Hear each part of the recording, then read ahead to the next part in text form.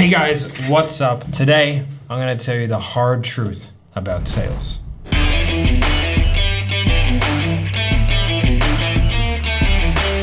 So there's a couple of hard truths around selling. Selling is a very interesting industry, but the truth of the matter is that not everybody will succeed. You can say that pretty ubiquitously about everything, but it's especially truthful in sales. Because sales is a 100% meritocracy. You will only be successful if you are really good at it. And you will be moderately successful if you are moderately good at it, and you will be not successful at all if you're not good at it. It's really not about anything else but how good you are and how hard you're willing to work, but two, the skill sets that you have, and then how well you can apply those skill sets. Sales is very similar to most sort of performance-based industries where 10% of the people earn about 90% of the income. This has some good flow-on effects and some bad ones, okay? And I'm gonna kind of break those down for you. So I've made a lot of money over the last couple of years selling different products and services. There's some interesting things that kind of come from that. The first of all is that people really only see the outcome. They don't see the process that got the person there. And so I think like whenever you see people like myself or Jeremy Miner or even like a Ryan Serhnant or whatever, anyone who's like very, very accomplished in sales, all you're seeing is like a lot of times the culmination of all the hard work. And you think like, oh, well, look, like Matt only got into high ticket sales 3 years ago and look what he's been able to achieve. And it's like, well, yeah, but I was in sales for 10 years prior to that, or I was slugging it out, dialing for 8 hours a day. And I've made no secret of that. And I'm very, very particular in trying not to sell the dream. Like that's not something we want to do. I don't think you can replace your 9-to-5 income and be a 6-figure earner in 6 weeks. It's not going to happen. At least for a vast majority of people, it's not going to happen. So like what I'm going to do really quick is I'm going to break down how much money I've spent on coaching over the last 10 years.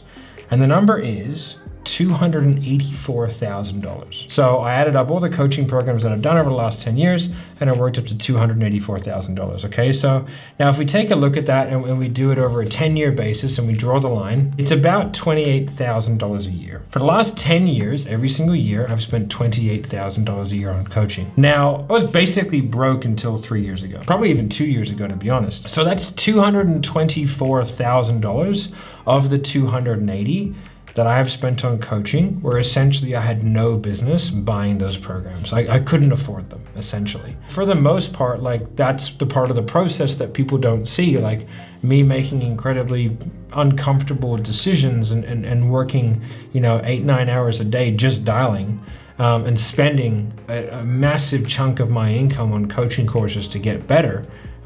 You guys don't see that. All you see is the end result and you want to replicate it, but people generally don't want to do that bit. Right? That really unpleasant 8-year bit, people don't want to do that part. They just want the last 2 years, which is understandable because that would be great. Okay, so now does that mean that you need to go out and spend that much money? No, it definitely doesn't. Like that would be ridiculous. Just you don't have to spend nearly $300,000 on training to get good at sales. And a lot of that stuff was not about sales. It was business or fitness or like whatever it may be, right? The truth is like, it's about the willingness to become extremely uncomfortable in order to achieve one's goal. That's really what it's about. So it's like, what are you doing to make yourself uncomfortable in order to achieve your goal? Now, if you guys do like this kind of content, can you comment hard truth down below? And then from there, I know that you guys are enjoying it and a sub to the channel would be great as well. Hard truth number 2, replacing your 9-to-5 income in 3 months, high ticket closing is not gonna happen, right? It's just not. I mean, unless you don't make much money working 9-to-5, then it could definitely happen. So sales is an art form that requires a few things, and one of them is to be armed with the right skills. Now, the right skills, it's hard to know which of the training companies or which of the books are gonna give you the right skills, but I think that anything applied well will probably work. Now, my belief is that NEPQ, which is Jeremy Miner's methodology, is the best because it's what took me and all my sales guys to the next level. And I've done a few of the other ones, and some of those other ones, their salespeople are trained by Jeremy. So being armed with the right skills. Now, the second thing is that you need time. And one of the most frustrating things when you're learning something or when you're young or when you're trying to adapt and make money is that time takes time. It's an incredibly frustrating thing to hear. but unfortunately it is the truth. Sometimes you just haven't had enough reps and you haven't made enough mistakes to be able to navigate a situation well enough in real time to be able to get a consistent outcome. There's some things that training just can't help. Like you get a really random prospect, and although you might only feed that prospect 5 or 10% of the time, like over 100 calls, you're going to see that 10 times. And if you don't know how to handle that, that's 10 sales you're definitely not going to make.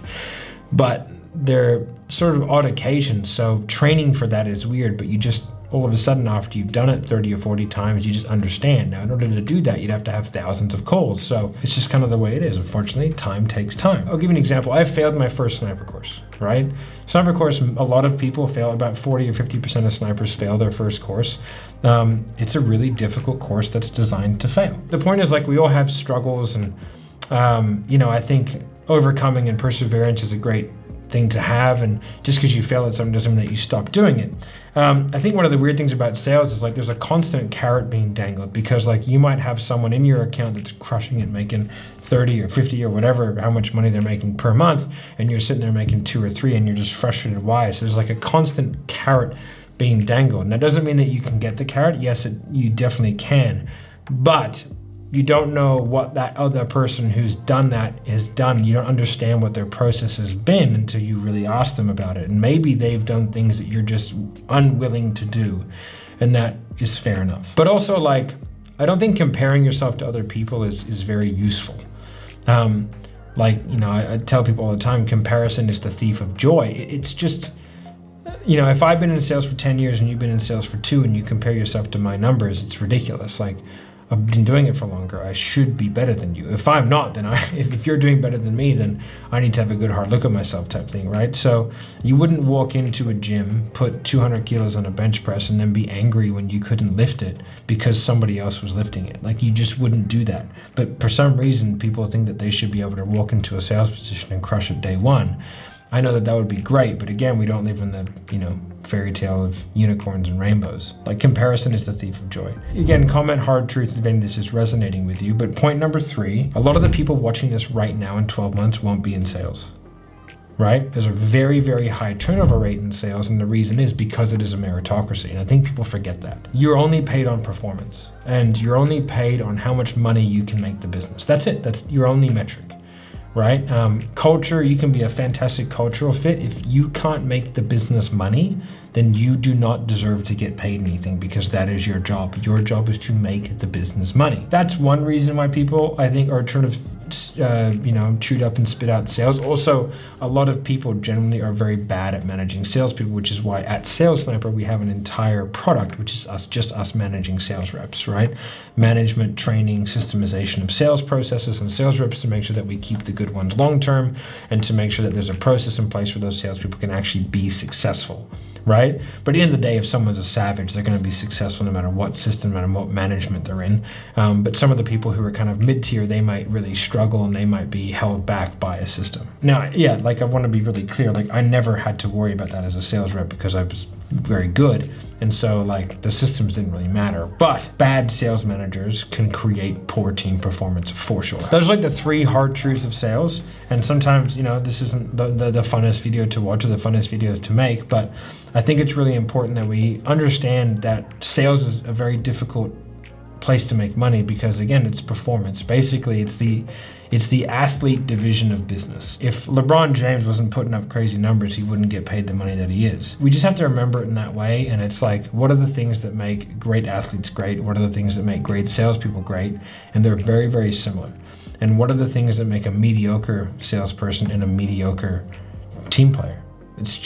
It's the same things. It's work ethic, it's skill set. So you might have the work ethic but lack the skill set, so you have to go out and get that. You might have the skill set but lack the work ethic. I know a lot of very, very talented salespeople who don't make that much money because they don't have the work ethic. And I know some fairly average sales reps that make really good money because they fucking grind. But they'll never make as much money as the guy who's high level of skill, high level of work ethic. If you like this kind of content, make sure you let me know. Comment hard truth down below.